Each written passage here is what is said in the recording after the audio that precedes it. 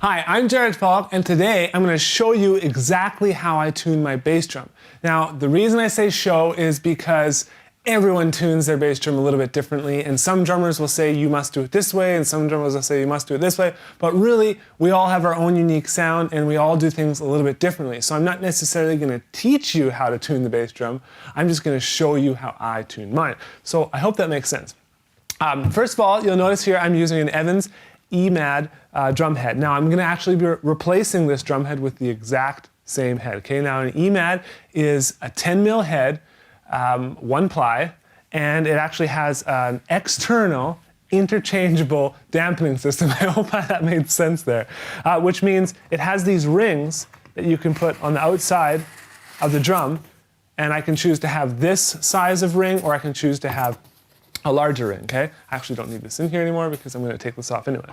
All right, and then you'll notice on this head I also have an EQ patch, and that's just something to protect the head. This one was actually put on after I put this big dent in the head, okay? So I'd recommend getting one of those before you actually start to play the drum. So for now, I'm just going to show you exactly how I take off the drum head. I basically just take a drum key and do a quarter or half turn all the way around the drum, all right? This is just to get it to the point where the head becomes loose, or the tension rods become loose, or T-rods, whatever you want to call them, and then I can just take them off by hand.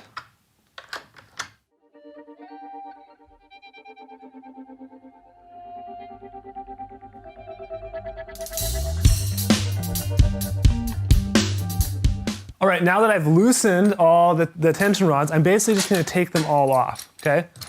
Not everyone would do this, but with the bass drum, this is something that I like to do. Just take them all off on the ground, and then I just take my rim off. Put this on the ground, and then just remove the head, okay? There's the old drum head. You can choose to do with those whatever you want, all right? So now that I got the drum head off, I'm just gonna kind of make sure there's no big chunks or anything on the outside edge. You notice some dust there. You can do this with a cloth or whatever, and this is always a good time to polish your drums. So if you want to do that, that's totally fine. For the sake of time and for the sake of these videos, just to keep them kind of shorter, I'm not going to actually polish my drums right now. All right, so now that I got this, I'm just going to grab the other head. So now what I'm going to do is I'm going to make sure my Evans is right at the top and centered. I'm so OCD when it comes to this sort of thing. Okay, make sure that's the top and centered.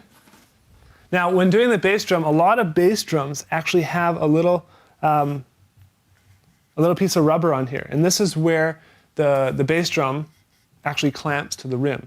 And so you want to make sure that that stays at the bottom of the drum, okay? So don't put it at the top, because then you're going to be clamping your bass drum to the nice lacquered part, especially on expensive drums like this.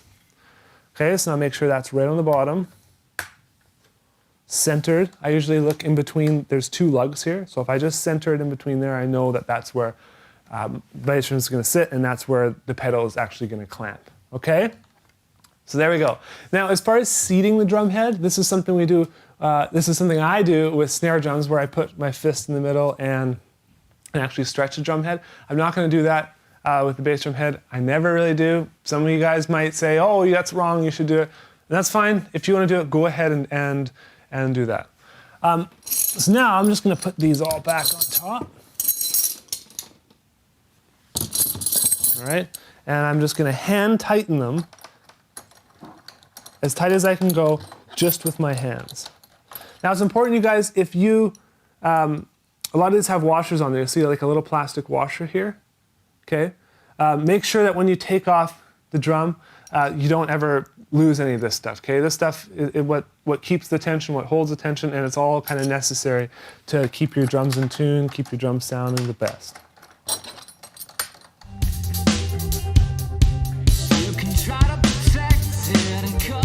Okay, so now I have all the tension rods hand tightened. I'm going to take my drum key, and I'm just going to move around the drum, and I'm going to do around a half a turn on each one.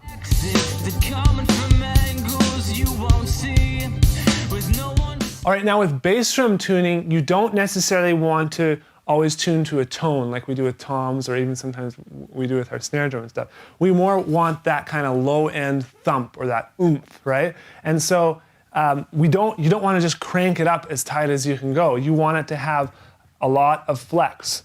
So when you hit it, you don't have this long sustain. And we're going to talk a little bit more about muffling as well when I actually put the resonant head on. Talk about what we do to trying to chop off the sustain or how we actually want it to sound. We don't want it to sound boing unless you are, specifically looking for that sound in some sort of orchestral music or some sort of jazz band or something like that, unless they've requested that. But for most pop music and for most music and studios or bands that you go and play with, you're going to want sort of a specific just pop sound, okay? Now this, for me, from my experience, this tension is a little bit loose still. So I'm just going to go around the drum one more time. Now another thing I wanted to mention, guys, is I'm a little bit old school. A lot of people like to use like a Tama tension watch, and that actually measures the tension of each tension rod, so you can always get the exact same tension. So I can tune it here to like whatever it is, 15, tune it here to 15, here to 15, kind of just like a tire pressure gauge. But in this case, I just tune it to my ear. If it sounds good, I like it. And that might be old school. You guys might want to try those tools, and that's totally cool. For these applications, I'm not gonna do that. Another thing you guys might have problems with is you might get ripples around the drum, and that could be any number of things. The bass drum hoop could be warped. It could be way tighter on one side and way looser on the other. And it's hard to actually tell you exactly what you need to do to get rid of that ripple. But let's say there were a ripple right here, and there was none over here. What I would do is I would tune up this one and these two around it. I would just crank those up a little bit. Not a whole lot, but just a little bit. Okay? And from here, you guys, that's all I do. You might want to tap and make sure that the tension is even and that the tone is even. But for me, that is all I do. And that's why I absolutely love these drum heads. So I'm going to flip the drum over. I'm going to put on a new resonant head, and then I'm going to show you how it sounds and tweak it, and we can talk a little bit about what I'm doing there. So now I'm ready to tune the resonant side of my bass drum. I'm going to do the same thing I did with the batter side and just slowly loosen all the tension rods.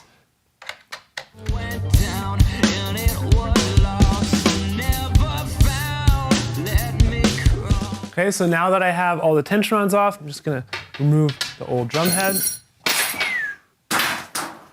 All right, and now you're gonna see some of my muffling I have in here, okay? A black sheet, a white sheet. This is kind of lighter fabric. And then I have something called an EQ pad. Now this is something that Velcros on the inside of my bass drum, and there's Velcro strips here, and then this sits up against the batter side of the head. And I like it because the beater, would hit right around here, on the batter side. And so it's kind of provides really, really good controlled muffling. Every time I hit the drum, this thing actually moves, and so it probably pops off the head a little bit every single time. So it gives a little bit of that body and a little bit of resonance. Okay, so I'm just going to put that back in. And these, I'm going to show you what I'll do with these. Actually, I should do that now. Okay, so what I normally do is, because this drum I've been moving it around and stuff, these have kind of gone all over the place in the drum. But I'll put it like that. I'm just going to set this on the inside of the drum. Okay? And that's what I do there. And then this, I'm going to show you once I actually put on the new reso head, because this is actually going to sit on the resonant side.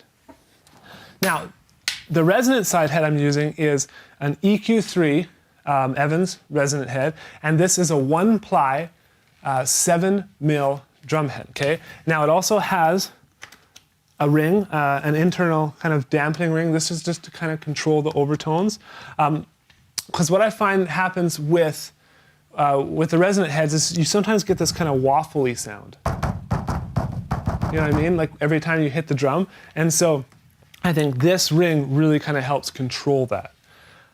Now what I'm gonna do, just again, I want this centered on the bottom. Okay, on the batter side it was centered on the top. So I'm gonna center it on the bottom. And like I said, you guys can always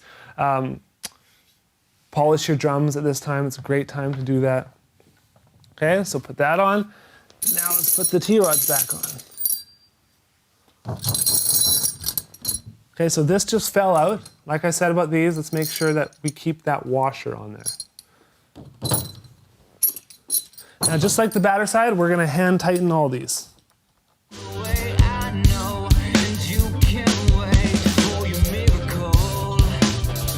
Now I have all of the tension rods hand tightened, okay? And even with this one, I had to use this thing because I guess the tension rod probably needs some oil or something like that, which is something I'd normally do because it was kind of sticking, so I couldn't actually do it with my hands, so I just used the drum key.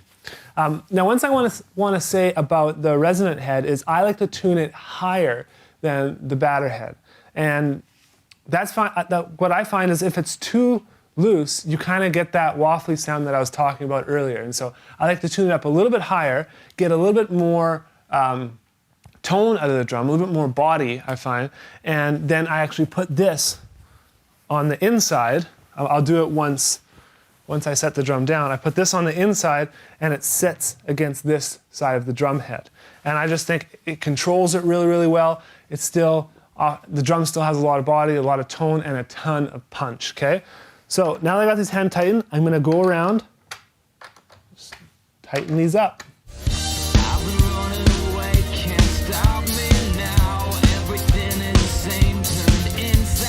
Okay, so that feels right for me. Now, one thing I'm noticing here is there's a little ripple up top here. I don't know if you guys can see it in the cameras.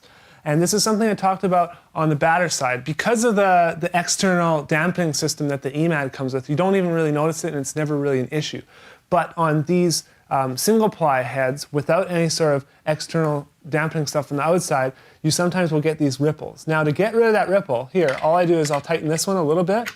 I'm gonna tighten those around them. And there it's gone, okay?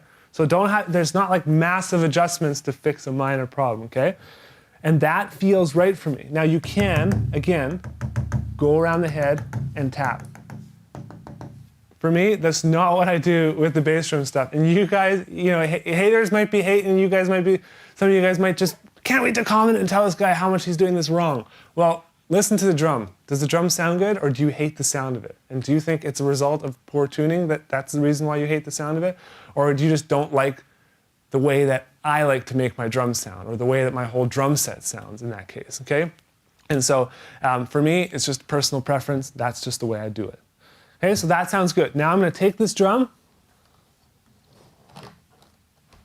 I'll put it down here. And now you guys will remember that I have that sheet on the inside, kind of, it's laying in the bottom of the drum, okay? Up against that EMAD pad. Okay, so now I'm gonna put this on the inside of the drum. Now this is a 5-inch hole cut into the side of this, and a lot of drum heads don't necessarily come with this hole. I'd recommend getting it. Sound guys are gonna love you. Way easier to mic, and I find it's just easier to muffle and do stuff like that.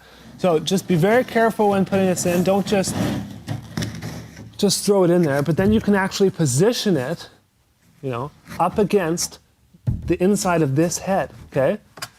You might even see it there. I always try and make it so you guys can't really see it. Like tricks of the trade right now. Okay? So that goes there, and then Victor's gonna be happy because I can put this mic right in the drum. All right, so now I have my pedals here, and I'm just about to hook them up, but here's one more thing I wanted to talk to you guys about.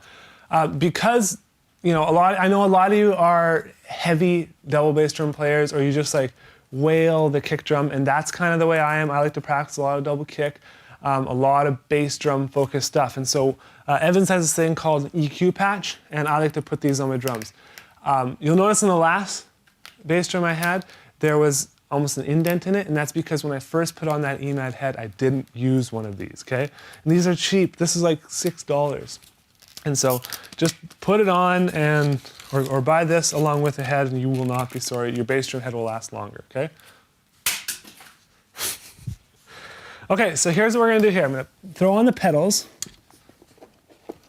the Speed Cobras.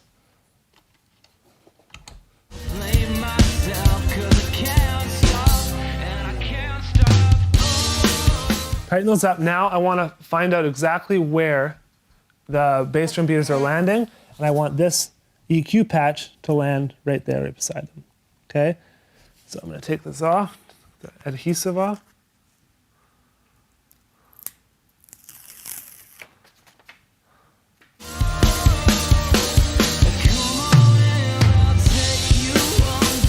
So now the EQ patch is on, and I'm ready to hear how this thing really sounds.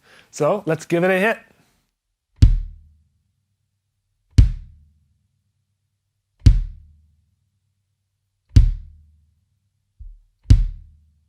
So at this point, I think it sounds unbelievable. Honestly, this is why I love Evan's drum heads. It's not rocket science putting these things on or tuning them. But what I would do is I would talk to Victor in the next room and say, hey Victor, how does that sound? Does it need a little bit more boom, a little bit more resonance, or does it have enough muffling? Should I have less? Should I have more? That sort of thing. I think it sounds really good. Okay, so you guys probably can't hear Victor, but he says he thinks it sounds really good. Now, one thing you guys can do with the EMAD is I could put the smaller ring in if I want. Okay, I don't necessarily have to. This has the bigger ring.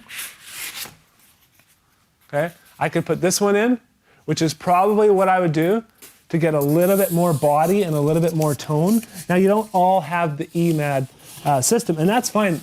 Evan makes other great batter side heads that you could just add or remove muffling from.